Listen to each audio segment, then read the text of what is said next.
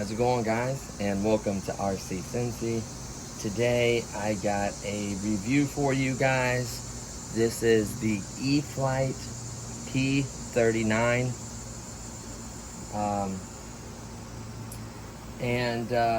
Really, this is a really nice plane. Of course, this is a warbird. This is from World War II. It was made and it was not popular in the US at all. US just basically made it and sold it to the Russians to fight the Germans. So, you know, this is kind of cool. Just a little bit of facts about it.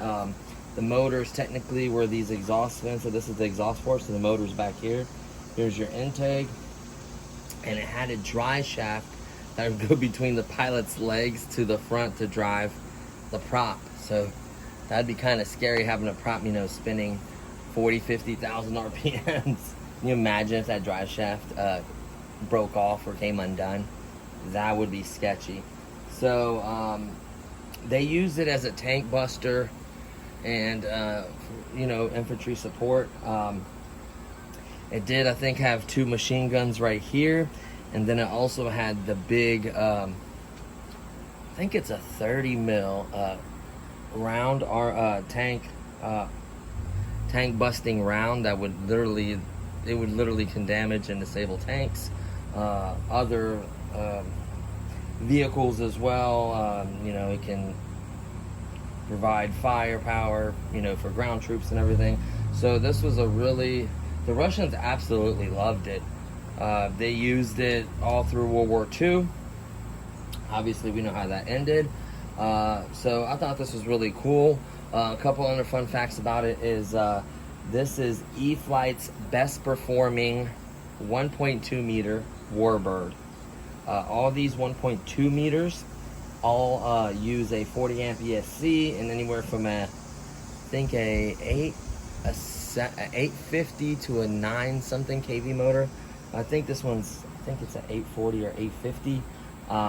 But out of all of them, out of like the Mustang, the P-39, like all the E-Flites they make like this is the best performing warbird that they have. That's 4S, this size, 1.2 meter. So I thought that was a really cool fact. I absolutely love the tricycle landing gear. It makes your life a lot easier. My first plane going back into the hobby was a 1.2 meter June Knight. So that tells you that the tail draggers are a little bit harder. Just having that tail on the ground with that small little wheel.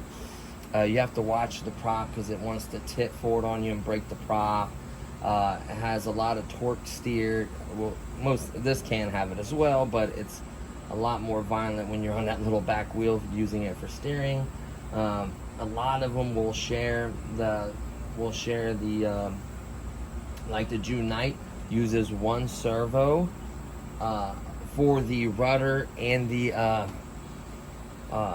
tail wheel, and what causes that, it causes a lot of stress and a lot of wear on the back rudder servo. So that servo will actually strip gears. I've already stripped gears in that one, I can tell you that right now. I've already replaced it once.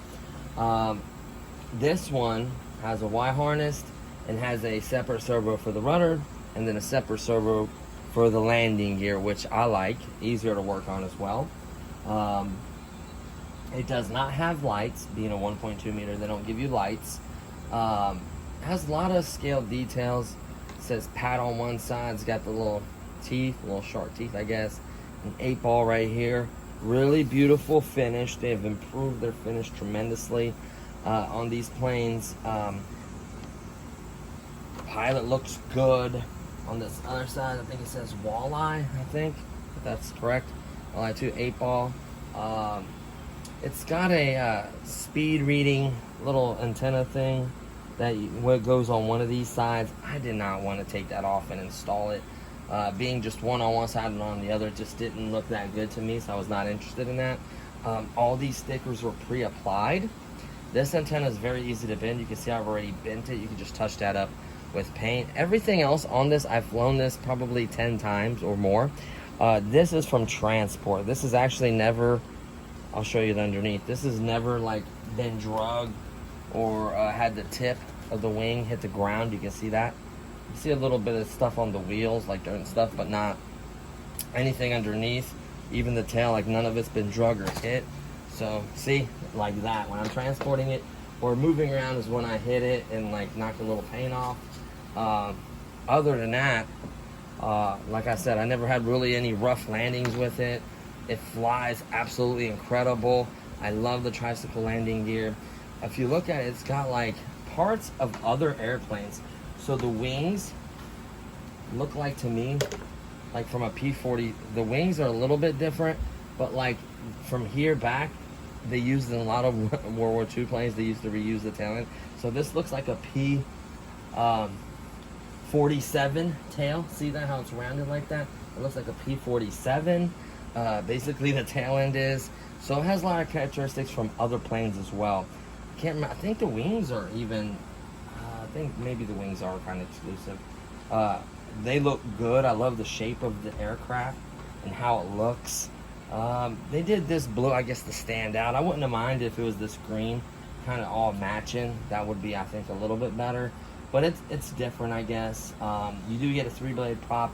Obviously, you could change that if you use the correct, if you get the correct prop. You know, you can burn an ESC or a motor using the wrong prop. It can literally cause you a lot of problems. So you always want to see what motor, what ESC, what RPM. You want to figure that out. It'll have a list. It'll tell you the size. You can read the size of this. This is obviously a 3-bladed prop. You can run a 2. Technically, a 2-blade prop will give you better performance. For instance, the P-51 Mustang I had with the factory 4-blade, you got roughly decent performance. All I did was put a 2-blade prop on there and a nice 4S battery, and I was running at 92 miles an hour, is at least what my GPS, my little GPS box on there. So mind you, the box is on there, which added more weight.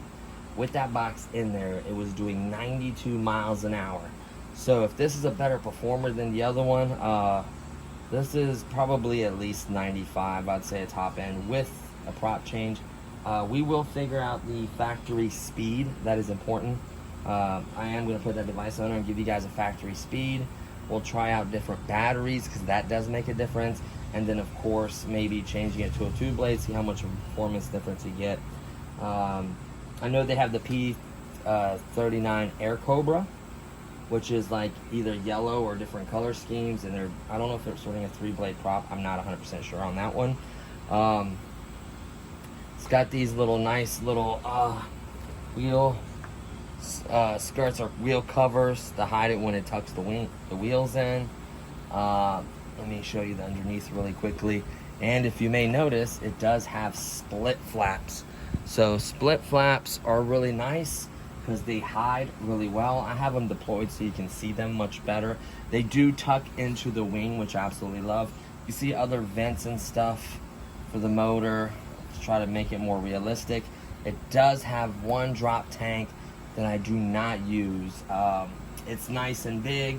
It slides and locks in there, so the good part is you can literally slide it right off. I'm kind of surprised they didn't give you some kind of this color sticker to cover these servos. I think for the price tag, they should have given you the stickers to cover that. It does have retracts. The back and the front both have retracts. These are foam. Wow, these are like a foam wheel they work really nicely. It tracks well. It has vents, obviously, to allow some airflow to come through. Kind of cool in the ESC, battery, everything else. You can see it has a vent right here underneath for the motor, the vent through there. Obviously, air is going to get through here into it. Obviously, air is going to get through here. You can see a little cutout, allowing the air to come through here and then through the cutout into the, basically the middle of the plane, and allowing to cool everything. So that's really, really nice. What else? Let me show you the key features. Magnetic hatch. You got a tab in the front, magnet in the back. The guide can be changed out with 2 screws. That's the pilot you get. It's got a couple little instrument stickers, nothing too crazy, nothing too fancy, but it's still decent. This has got a tremendous amount of space. Look at that. So you can see, let me move this wire out of the way. So you can see it comes, the binding flag comes with the AR 636B, which is a 6-channel sport. It does have AX 3X and safe as well, which is auto safe, which is auto level, and then AX 3X just basically makes it a smoother flyer in wind. It does not auto safe, does not auto level unless you turn safe on, which is basically auto level. Has another sticker right here talking about some checks and stuff on it for quality control, I guess, I would imagine. You also have the rudder, servo, and also the elevator servo, which has a linkage in the middle. So one servo does do both sides. So I think that's nice. It was very, very easy to assemble. Everything was plugged up. It has a E-Flight 40 amp programmable brushless ESC. Has a little channel where they run the wires. And then the motor, I'm wondering if I could spin it and I can see what kind of motor it is. Here is the battery tray, just like the Mustang. I use Velcro instead of the battery straps. It's so much easier. I got Velcro on all my batteries, so this works out well for me. Just spinning whatever you like. The strap just, it's so hard to put in there. It gets in the way with this little tray system. It locks in. EC3 connector. So let's put that in there. Let me put this on. Let me see if I could see the numbers by turning the motor. So this is a BL15 brushless outrunner motor. It is a 850 kV. So that's a decent sized little motor for a 1.2 meter. I think what's in the Apprentice is like a 840 kV. So obviously the higher the number, the more revolutions you're gonna get, but you're gonna get much more power with a bigger one. You're gonna get much more power, but you may get, but it's a slower turning motor. 850 is a good performing motor. Like I said, this is the better performing, this is the best performing 1.2 meter Warbird. Because they made a few of them, like a Spitfire. I think they made I don't know if they ever made a Spitfire. I know they made a, what were the other ones? They made like 3 or 4 Warbirds. Out of all of them, of course, the 1.5 meters like the Mustang and the other ones have bigger motors, 6S capability, they have more performance, obviously. They have lights, a lot more features, but for the 1.2 meter, I think this is as good as it gets. Oh, I didn't show much about the front end. Let me show a few things about the front end. So you have this nice tall front servo, this front retract. This does retract. It has a servo right in there. What else? I'm trying to make sure I cover everything. So this being a review, I've already flown this over 10 times. So I kind of tell you everything about it. So as far as landing go, these retracts are pretty decent. Obviously, if you have a really hard landing, you can break them. They're not indestructible or really hard, but honestly, with tricycle landing gear and having a prop with the airflow over the wing and everything, this is very controllable. AX3X makes it smooth. You do have safe auto stabilization, so if it's really windy or you don't feel comfortable landing or taking off the first time, it will help. You'll just limit banking and everything. it's a great performer. I love all the details on it, but honestly, this is not a first plane. Obviously, this is like a second or a third plane. I would at least make it a second. Obviously, you always want to start out with your typical high wing trainer. For a low wing, I think this is easier to fly than the Mustang. The Mustang is trickier than this one, to be 100% honest with you. So as a first warbird, I think this would be a great candidate just because of the tricycle landing gear. It'll make your life a lot easier. Look how high that gear is. So it's going to be hard to clip that prop. I didn't have trouble it tipping because it has a nice wide stance, so it doesn't want to tip to one side or another, really. Like once you get these gear down, it, as long as you don't hit a bump or pop it back up or, do something with the control surfaces, it's going to do a great job landing for you. Like I said, the paint scheme looks amazing. Any of the damage or any little nicks or anything, which isn't many, here and there, a couple, it's literally from me transporting it, which is a bummer. I honestly should have clear coated it. I still might touch it up and then clear coat it, because honestly, this is one of my favorite planes to fly. Not my favorite, but definitely one of my favorite planes. It just is a great performer. It's fast, it's agile, it's responsive. I love the way it lands with the landing gear. It's not too expensive compared to other planes. I do believe this is $279 unless it's gone up, which a lot of planes on Horizon Hobby are going up, so I don't know if the price changed on this. But when I purchased it, it was $279 with taxes. I think just had it shy of $300. I think it's like $291 or something like that. Obviously, taxes may vary depending on your area and state, so or region where you live at. So really, clear coating it is not a bad idea. It also helps with like little indentions when you grab and press a little too hard. It'll indent. I did it back there. It's not real bad. It's very lightly. You can just take some warm water and I'll bring that foam right back up. Like I said, I'm gonna do that kind of touch up, those kind of little repairs, and then I think I'm gonna clear coat it, honestly, just because I enjoy it so much. I may even buy another one and just keep it in the box. I mean, it's just an amazing performer. It's fun, it's fast, it's just everything I want out of a plane for this price range, and the performance is incredible. And you can use quite a few batteries. You can use a 2200, 2600, 3200, 3300. 4000 is kind of pushing it. I've never done it, but I do have 33,000 milliamp batteries, or 3300. I apologize. 4000 wouldn't be unheard of, but it'd be kind of on the heavy side, and that'll take away from the agility and just how great of a fly it is. I know at 3300, you really don't notice it. It has great performance. I think that's like the limit I'd probably run. Obviously, I don't know if I mentioned, it will do 3S and 4S. 3S is more tame, smoother, probably better for your maiden flight, and then 4S is where you really get the power and performance. And then we'll see, obviously, with the two-bladed prop, which I have not done on this yet, which you can as well. I actually can use, I bought a black nose and a black prop, like a black nose and a black prop and everything, and it actually should match up and fit just fine in here, two-blade, the one from the Mustang. So we'll try it that way, or I may have to buy something just for it, depending on how it fits. And the size, obviously, I can't remember the size of the Mustang. It is foam in the front as well. And I think really that covers all that. Now, as far as having it for over 10 flights, I had no issues until today.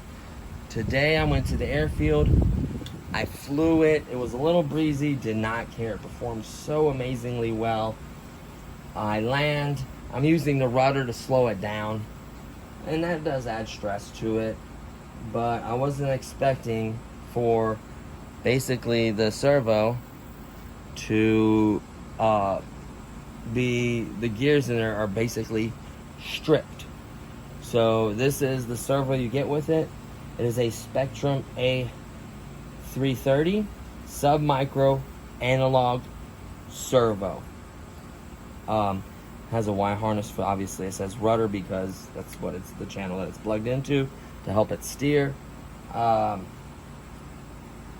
It is a complete and utter bummer that happened, but replacing it wasn't bad. It just bothered me. You can hear it. I would imagine there's not metal gears in here. It's plastic, and the force, I guess after I landed, or each landing or took off, added, you know, more force to it, and eventually the gears stripped in there.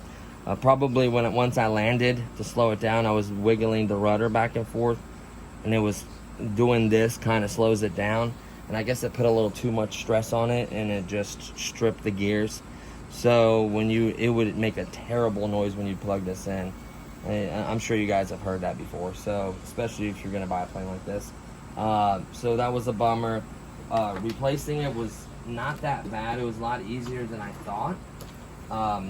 I just basically unplugged it from the harness, took this white piece of tape off, set it to the side because you can put it back on. Obviously remove the tray. Then I took a knife, cut around the servo, released, kind of cutting the glue, and then I pulled the servo out, obviously disconnected this linkage right here. Once I disconnected the linkage, you can kind of see some of the glue around there. I'm a little bit messy, but it's not gonna hurt. I cleaned that off, it's no big deal. Took that servo out, got the other one, and the one I put in there is basically the same size, but it came out of a jet. It isn't brand new, but it came out of a jet. It is metal geared servo, so that should help out tremendously with the force on the front of it, keeping it from stripping. So it is metal. Basically, it is a EDF 70 mil Viper jet servo. So it's metal geared, a little bit more performance, a little stronger. The wire was roughly about the same size, so that was nice. I put a good amount of glue, as you can tell, around it. Put the screw back in. This came a little loose around it, right around here. So I re-glued it around here. It just started to kind of pop up, I guess, while I was working. Almost want to do it on this side, but I made sure I put a little more glue, so now this is nice and glued. That's nice and sturdy. You want to be careful because you don't want to tear all that foam out of there. You want to keep it as nice and snug in there. You want to seat it just in the same place as it was before. So yeah, after, you know, over 10 plus flights with it, I guess the stress from me turning or whatever just wore this servo out, and it is plastic, so the plastic gear stripped. That's all that happened. The servo didn't quit working, just the plastic gear stripped. So I figure if I put the metal gear servo in there, it's going to, you know, it's going to hold up. Obviously, whatever the next weak point is, which I don't know, this feels fine. I don't have really that hard of a landing on it. It's very easy, in my opinion at least, it's an easy to land airplane. So I don't think I'm going to be having any more trouble out of it. Especially, it just couldn't handle the forces of this just turning real hard. Turning back and forth like that, the little plastic in here stripped. So, you know, not the biggest deal. Very, very affordable, cheap, very affordable repair. Even if you had to buy some servos, they're very cheap. These sub-micro servos are very, very cheap. But I would just go with the metal geared one. I don't see it being a bad thing. I did have some other plastic gear ones. Basically, I had some extra Mustang servos. So I could have literally put the same exact servo in there, but I'm like, why not try it? I'll let you know if it creates other problems or shows any other weak points in the system. I will share that with you guys. So the servo, obviously the only thing it really comes with is the plane, just everything to assemble it, and one bind plug. You obviously don't get the battery or transmitter or charger. Keep that in mind. As far as assembly goes, one of the easiest planes ever. 1, 2, 3, 4 screws for the wing. Very easy. The wires went right up, plugged right in. Very easy. Or was there? No, I think there was actually a little plug and it plugged in. Let me move this to the side and I can remember by looking at it. Yep. So there's a little connector, a little plug. They already ran, and then by pushing it up, it just made a connection. So that made it very, very easy, even better, improved. And then the tail It's very easy. 1, 2 screws right there. That kind of went into like a tongue. Then a couple screws right there. Obviously the linkage for the elevator and the rudder had to be hooked up. And that was pretty much it. Like, it's extremely easy. Obviously putting on the cone, the prop, the little nut that holds it, the screw that holds this cone cover. So really, it wasn't bad at all. Then you obviously have to go in your transmitter, set everything up how you like it.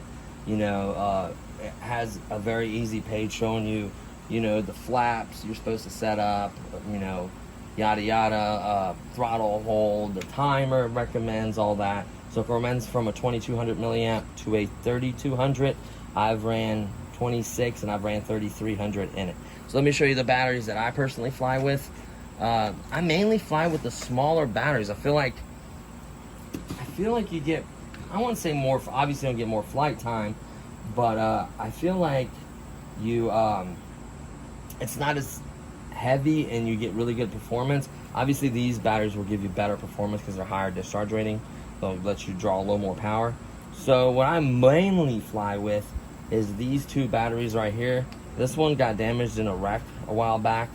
It was in a Corsair that wrecked, so a little bit of damage there, but the cells are still fine. The batteries are not too bad of shape. They look decent. Obviously they are EC3 connectors, so that makes it easier. So these are 2600 60 C packs, so that gives you a little bit more punch. You know, 60C I think is a good balance and punch. Not too weak, but not overpowering like 100 or 80. Not overpowering, but not that high of a draw rating. You don't want too high of a discharge rating. This small of a battery, that can, you know, be bad. This brand is good. I've had these for quite a while now. I've ran them in my Mustang and a bunch of other planes. So these are actually really good batteries. Very affordable as well. So 60C. And then I've flown this 60C 3300 in my Mustang. I have not yet flown into this one, but this should give me definitely more of a flight time. And then what I consider my performance packs are these 3300 80C. So I feel like these are going to be the ones that's going to get me the highest speed. A 33 is right at about as big as you want, and the 80C should give me a really good punch rating. So I will be flying with these and let you know how they feel, how heavy it feels or whatever. I marked my CG. You obviously have to balance this upside down. I put a little dot there with a pin, and I put a little dot there with a pin. So I marked it. Obviously, I can't remember the CG off the top of my head. Marked it. It wants you to do it with your landing gear out. Hold on. No, hold on. When you're flying landing gear, because the CG does change when it goes in because it moves it back. So it wants you to balance. I do believe, I can't remember if this one's landing gear in or landing gear out. I can't remember, but I did mark it, so I have it marked. I'll put it in the video or in the description or whatever. But the cool part is they have all the manuals online, so if you ever lose your manual or whatever, you can always just download it. And then that's pretty much most of it. I do fly with a DX8E, so it's an 8-channel. So I do have my, I do bind it with the safe, but I put on a switch so I can turn it off. Everything else is set up. My throttle cut, everything else is set up, so it works really, really well. What else? That's really it. And obviously you have to provide your own charger to charge your own batteries. But yeah, these planes are really, really nice being bind and fly. I think that's the way to go. It's only a $30 difference, but if you actually go buy the bind and fly receiver that's in it, the Sport One 6-channel, I think is like $79. So you're getting the receiver much, much cheaper if you're getting the bind and fly compared to the PNP. I know as of right now this is on back order because it's pretty popular. A lot of guys really realize how nice of a plane this is, and a lot of things it was always liked, but I think the supply shortages are getting to the RC industry, and you've seen price increases, so watch out for that. But I think it's worth, honestly, besides this is the only issue I've had with this plane. Literally, this little servo right here, that isn't much at all. It was the only issue I've ever had with it. So other than that, I like it. I will do another kind of like an update maybe in another few months after I fly it even more, just to see if anything else. But everything else feels good on it. The split flaps feels good on it. The element, everything else just works really well. No issues. You know, X3X, everything is just, it's a rock solid flyer. It's a really fun, sporty, rock solid flyer. And so far, I could honestly recommend it. As of right now, I could recommend it. Just keep an eye for it. Obviously, if you're not doing that side-to-side wiggle when you land to slow down, if you're not doing that and you have more of a runway, that'll probably add a lot less stress on this. Probably a couple rough landings could also do it as well. But I have not done any rough landings, and my gear is basically perfect. Like, none of them are bent or damaged. I've actually landed this pretty good. I was actually pleasantly surprised. I don't always have perfect landings, so no one does. So yeah, that's gonna pretty much cover it. Just love the paint scheme on this thing. It's just such a beautiful plane.